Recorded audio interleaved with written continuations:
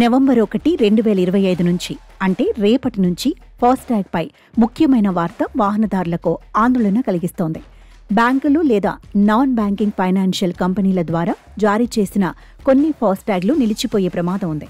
National highways authority of India ఆదేశాల మేరకు RBI మార్గదర్శకాలను పాటించని లేదా కేవైసీ వివరాలు అప్డేట్ చేయని ఫాస్టాగ్లను బ్లాక్ చేయాలని బ్యాంకులు నిర్ణయించాయి. ఈ కేవైసీ అప్డేట్ ప్రక్రియను పూర్తి చేయని వాహనదారులు తమ ఫాస్టాగ్లు పనిచేయకపోవటం వల్ల టోల్ ప్లాజాల వద్ద ఇబ్బందులు పడే అవకాశం ఉంది.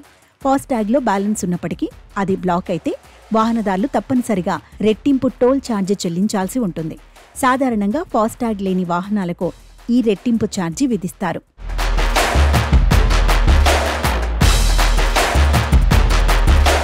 వాహనదారులు తమ ప్రయాణంలో అనవసర జాప్యం, ఆర్థిక భారం పడకుండా ఉండాలంటే వెంటనే తమ ఫాస్టాగ్ జారీ చేసిన బ్యాంక్ వెబ్సైట్ లేదా మొబైల్ యాప్లో కేవైసీ స్థితిని తనిఖీ చేసుకోవాలి.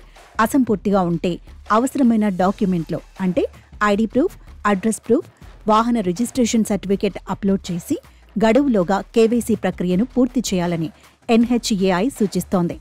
ఈ నేపథ్యంలో ఫాస్టాగ్ కేవైసీ ప్రక్రియ తప్పనిసరి చేసిన నేపథ్యంలో వాహనదారులు ఎలాంటి ఇబ్బందులు పడకుండా ఉండేందుకు తీసుకోవాల్సిన చర్యలు, గడువు వివరాలు ఇక్కడ ఉన్నాయి.